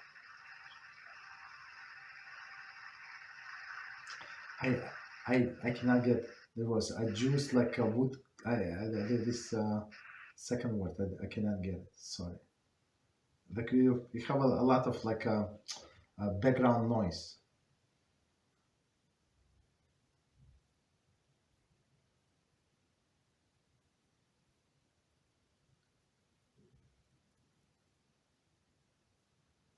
Our friend saying that he has a problem with his microphone, but I think I kind of picked the question. What was it? That if Jews are allowed to attend to boot camps around the age of bat mitzvah. I believe that was the question. I might be wrong. I'm not sure. Boot camps? That's like a summer camps, like a sleep in a tent. That's what the question is. Yes. I believe that's a boot camp. Okay, boot camp. Okay, we call it summer camp. Yes, yeah, they do go to summer camps, and they stay in a tent. So for entertainment, they have a bungalows. So there is no problem. Yeah, boys are separate, the girls are separate. The girls camps and boys camps. There is no problem. I'm not sure what is the connection with age. They're still kids. Of course, halachically they're adults, but we still treat them as kids. They still need to run around and play sports and and scream and be happy. Okay. Do you hear me, HaRav? Yes. Now it's good. So it was mute the mic. So I was asking this because the second part of this question is if it's a sin if we are in a position of educating our children to pretend them to be all day at all hours studying Torah in these final times prior to the Mashiach. Maybe we think it's not a good idea for them to be enjoying in a summer camp. No, there is in a summer camp. We had a student of ours in a summer camp. So he was reporting to me. It's one of the very famous, one of the most famous, I guess, summer camp in Jewish in my area where we live. And he said that the boys are actually divided into the different bungalows, and some of them who are more serious, who into learning, they in one bungalow. Others who do not care about learning. Minimum that they would do. Well, they still learn Torah there, but they more do more basketball and baseball and other balls. You understand? So, and plus a little Torah, not a little or whatever Torah, but other they're more serious. They would do 80% Torah and 20% entertainment. So if children are not interested, so unfortunately it's not so simple. You cannot force them. So but if you give them entertainment and plus Torah, they would take it. But otherwise, not. And others. So he was in this among these more serious boys, and he was learning Baruch HaShem. So it's up to the person. You understand? So it's very interesting. Okay. What else? The second question is I was researching this history of Italy and how there are lots of people with Jewish ancestry there.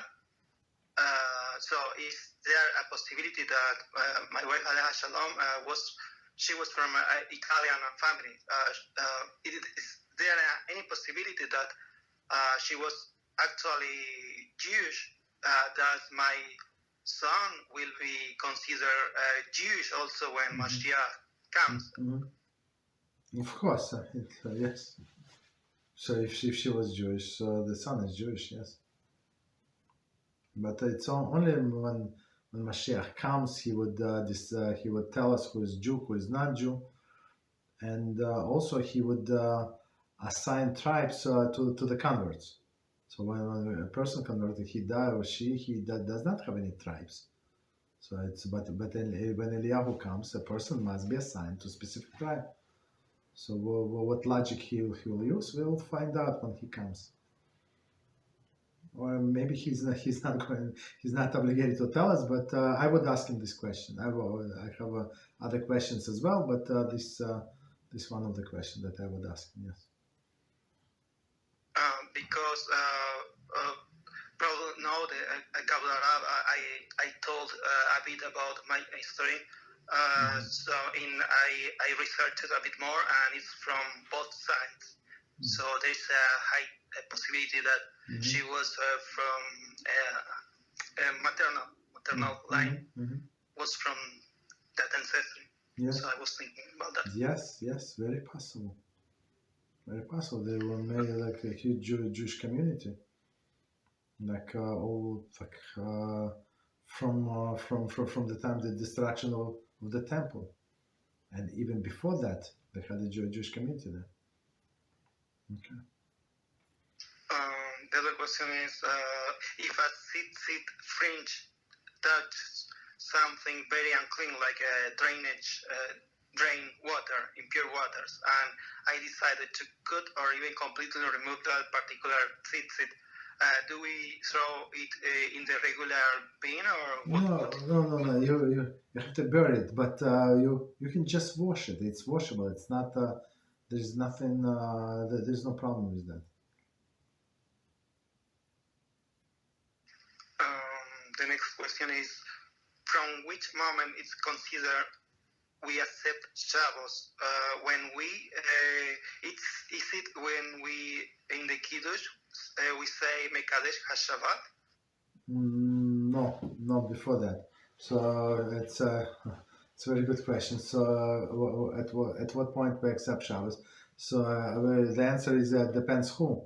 So let's give the full answer. So if it's a woman, usually a woman accepts Shabbos when she lights the candles. Period. Why? Because why? It's very simple. Women usually don't pray Mariv, usually. So when she lights the candles, it's Shabbos for her. So and usually candles are lit 18 minutes before the sunset. As we said before many times, it's proper to accept Shabbos a little early. What is early? Whatever you can. You can do 10 minutes. Do 10 minutes. You can 5. Do 5. You can only do 3 minutes because you're so busy. Okay, do 3 minutes. 3 minutes before 18 minutes. That's what I mean, right? And as soon as she lit, right, she can accept Shabbos 1 hour before. Technically, 1 hour a quarter. Of course, seasonal hour. You have to check the calendar. It's a plaga mincha. So for plaga mincha, she can accept Shabbos. That's it. So she can light the candles, and that's it. So when I was sick, like some time ago, so it was Friday. I said, okay, what time is plaga mincha? Okay, I prayed. So I could not go to shul. So I prayed mincha right before that. Then from plaga mincha I start Kabbalah Shabbos, and that's it. I accept it. Right, so for women, very straightforward. So in order for her not to accept Shabbos, that's a big deal, because if she's been doing it for 3 times, it's called hazakah, like certainty that she accepts Shabbos. So now to cancel the certainty, we have to it's like a nether, wow, that must be canceled. Big deal. Of course, it's proper when we take anything up on ourselves, we say bli nether. So I don't want to be obligated. So if I decided to not to accept Shabbos upon me right away, so what does it mean? So they want to light the candles in the house. Let's say she reads the Tehillim, this and that, and after that she wants to drive to shul. They want to go to visit someone, right? I mean to stay for Friday night. There's no problem. So they can drive there, park there, and then come and walk home. Right? At least you save yourself one way. You understand? So in this case, so she must, but it must be like before that. So she would say, even with the lighting of the candles, I'm not going to accept Shabbos. Right? For men, it's usually for men. When we accept Shabbos, even with the sunset, we don't accept usually Shabbos, but we accept Shabbos during the prayer, right? So there are 2 opinions. The difference between two opinions is 5 seconds, maybe difference. So one opinion after Kabbalah Shabbos, all this Tehillim, right? After we sing Lecha Doidi, about come bright out, right? Will be a beautiful song, and then at the end, like 2 last verses, we actually turn to the back of the shul. You're in the house to the door, and you greet your wife, right? You bow, stuff like that. So that's last 2 verses. So meaning what? When you bow, and when you say welcome Shabbos, queen, that means that you accept Shabbos. But other Poskim said no. It's actually next Psalm. I think it's 92. Mizmar Shiur Yom HaShabbos, like the one that Adam Harishan wrote. So other Poskim said like 5 seconds difference. Okay, maybe if you have a break between them, that's I understand. But usually, like in shul, they go from one to another. Okay. Yeah, that's when men accept Shabbos. But if he does not, for example, he delayed his prayers. Okay, so he delays, so it will be nightfall for sure. So ready or not, so that's when Shabbos starts for him officially. Even if he did not accept yet, does not make any difference. Okay. So does the wife mark the acceptance of Shabbos for every member of the household? Only for herself. So other people can still do melachas.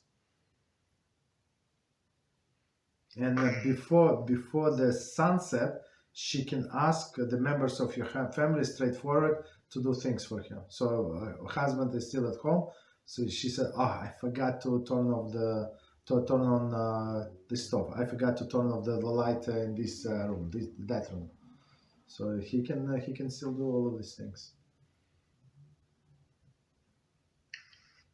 The other question is about the tzaddikim that are taken away because their prayers were bringing hesed to the wicked also.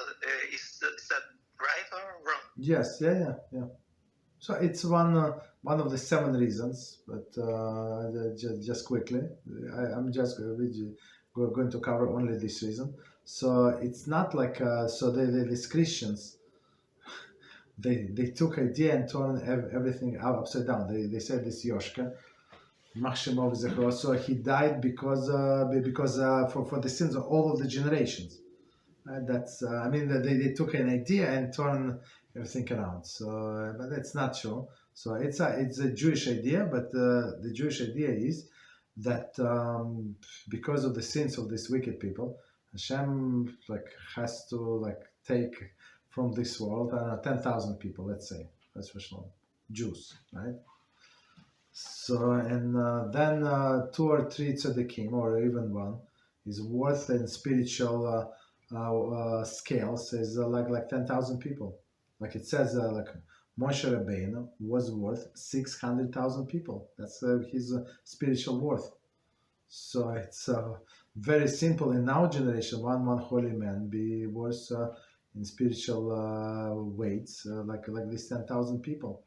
So in some sense, these people are getting more chances, right? The sins are not forgiven, absolutely not. So maybe the way I see it, the way I understand, it's my personal idea, right? I never read it, but my personal idea that because they got this extension, because they drove, it's my idea. If it's right or not, I'm not sure, but that's what I think. If, in some sense, because of their sins, this holy person was taken away, and they did not do teshuvah. Let's say if they did, good for them, and good for this holy person. But if they did not, so they're going to be punished double or triple or million times more because of them. This holy person was driven from this world, but it was for no avail for them. They did not use the opportunity. You understand? So as I would say, just say it's. I think it's from Archot Tzaddikim. I think it's from that. There is a parable when it was in prison, so they do an underground tunnel to run from the prison cell, and everybody ran except one guy. So the guy say, I should come out from the prison. My sentence ends next week. Okay, so then next week, so why should I run away? And plus, let these prison guards and prison ward just see how honest I am. I'm not like these criminals, right? And when the prison guards came, and this guy in charge, and they saw one person sitting there on a bench, smiling. You see, I did not run away. I could have, or his tunnel. Somebody said, beat him senselessly. Say, you stupid person! You had this opportunity to run away, and you did not. Right? You chose to stay one more second in a prison. So you're nothing but the fool. So same is here. I would say just teach. Right? So if you have opportunity to do teshuvah and you just neglect it, you're nothing but the fool. You understand? So you have this underground tunnel, just run. So and especially if this tzaddik was taken, so and so that's the reason why I think in the Gemara it says the Mashiach cannot come until the sages are decreased from the world. I think it says because it's like if in the meantime that there are still great sages, it's like their holiness is also covering and bringing Hesed to the world. So I heard in a Shiur that maybe that's the reason why the Gemara says that in prior to the coming of Mashiach, the tzaddikim are not going to be anymore. Okay, maybe. The other question is, I heard in a history documentary that in the times of Rome, in the Second Temple, during the Second Temple, some group of Judahites kept the position that on Shabbos is not allowed to leave the home. In the Halachah of today, still the distance it's very short, like 1 kilometer. So will it be forbidden to leave the home during Shabbos and they are paid Shamai Halachah when Mashiach comes? No, what's I saying? 1 kilometer. It's at Hum Shabbos. It's 0.6 miles. It's only forbidden if you like somewhere in like an outskirt of the city. It's if you're in a town, in a city, so you can walk as much as you want. Like when you leave the city, from there you can only go like 1 kilometer. Because these Jewish sects during those times, I think they directly they don't. Bitusim. Yeah. Okay. Well, yeah. So now excellent. There is there is Bitusim and tzaddikim. So they of course they first Christians. I think we have I had a clip about it. All these clowns, right? And they're still here. In the different forms. So they say no, we're going to observe only written Torah, no oral Torah but written. But in written Torah it says on Shabbos, right? Don't stay home, don't go out to collect manna. Okay, so that's how they decided to stay home, right? Stay home. But our sages explain it differently in the oral Torah. So what is the home? What is home is the encampment, the whole camp. And the whole of the Jewish people, 12 tribes. And the way I understand it was 12 meals. 12 meals, it's a lot. It's not 12 miles, it's 12 meals. Okay, so what is 12 meals? So to walk 4 meals takes 72 minutes. Okay, so 4. So 12 meals, it's a lot. So, but the sages say only 2,000 hours. It's not 1 meal, but 2,000 hours. Okay, so it's this kilometer. So those are crazy people. It has nothing to do with Beis Hill or Beis Shammai. It's their craziness. Okay, thank you very much, Kavalara. You're welcome. Okay, what else? Thank you, Rabbi.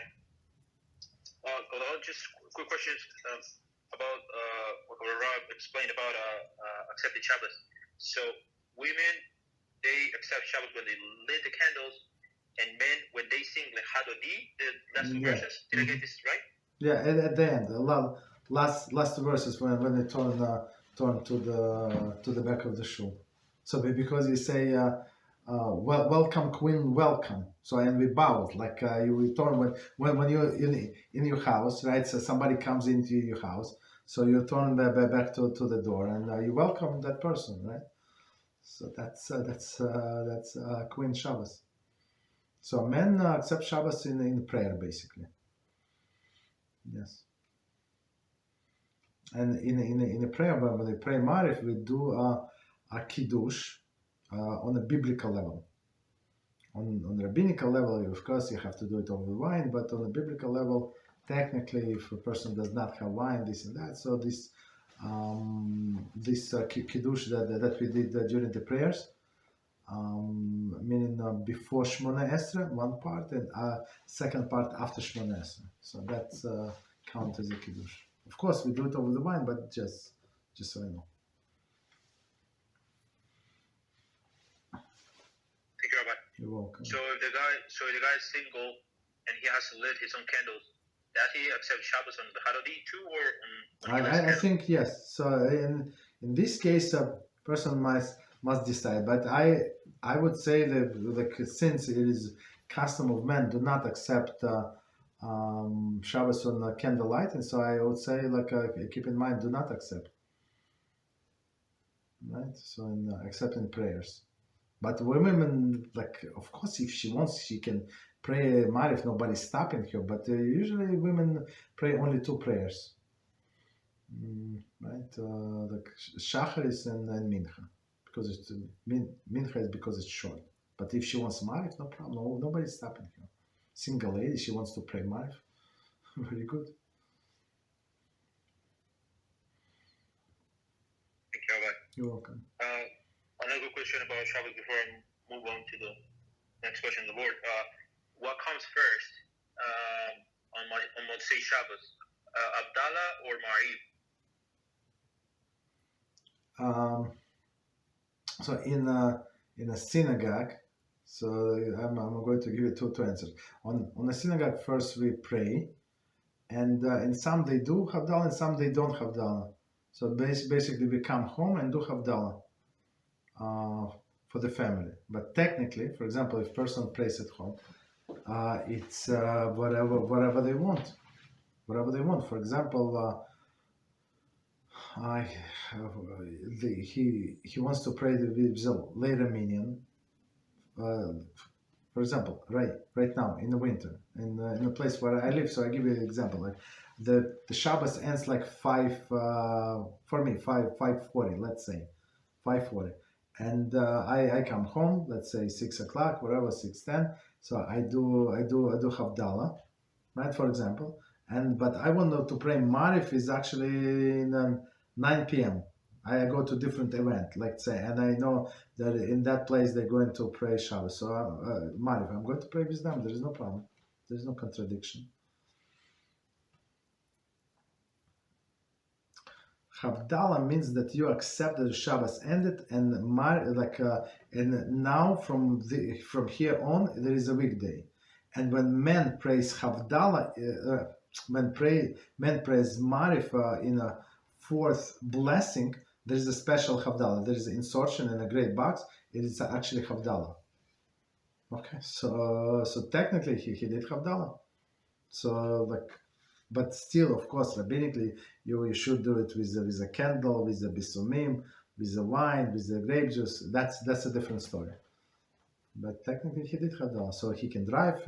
Until the real Havdalah with the wine, with the grape juice, with the candle, a person cannot eat. So after you ate Marif, after you pray Marif, you can drive, you can do turn off the light, do whatever you want, whatever was forbidden except eating and drinking. So eating and drinking you can do only after Havdalah over the candle, right? So technically you can pray Marif, for example, and you go to somebody else's house, and they say, please come, we're going to do Havdalah, musical Havdalah with guitar, with the beautiful settings, and other people come, and so okay, so you said, I'm going to do Havdalah, there is no problem. So you can do both ways. There is no contradiction. Thank you, Rabbi. You're welcome. Next question on the board, Shalom to the Rav. Baruch HaShem, HaRav Yosef Mizrachi Shlita will be in Florida this weekend and will have a Shiur event in a place that is not too far from me. Should I attend the Shiur? If so, is there anything I should be aware of when attending the Shiur? I think it's a great honor to meet a person like this in person. Absolutely. So you should go. Be aware. No, nothing. I think he already he scheduled. Not scheduled. He arranged with people, men separately, women separately. So that's how he does shiurim for men in the front, women in the back. So it should not be any issues.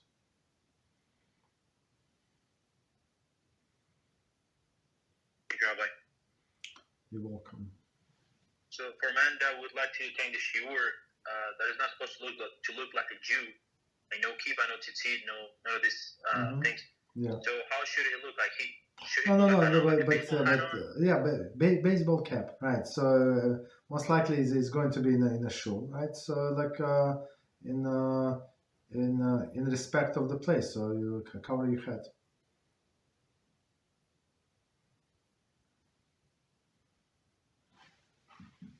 Thank you, Rabbi. You're welcome. Our friend says it's actually held in a private house. Oh, private. Okay, so I think that they would arrange like separately. I believe, yeah.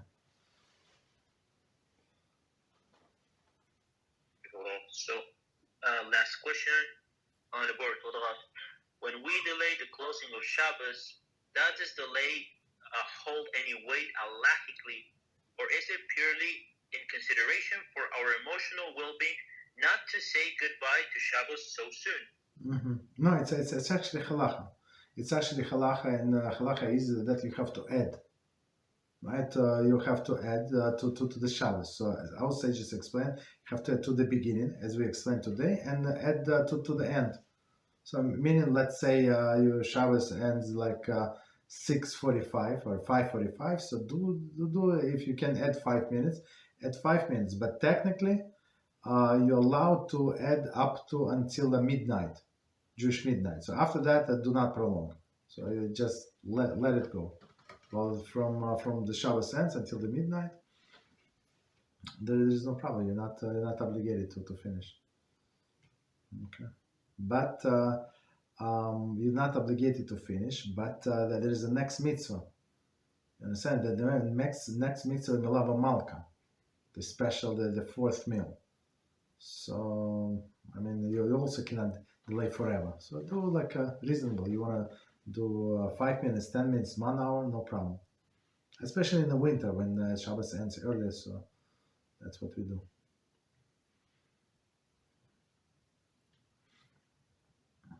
Very much, Rabbi. That was the last question. Okay, so beautiful. Thank you very much. Beautiful, very interesting questions. Very, very interesting. So until tomorrow, we're going to learn BeEzrat HaShem Shabbos kitchen, same time. Please join us. Thank you. Bye-bye. Good night. Good night.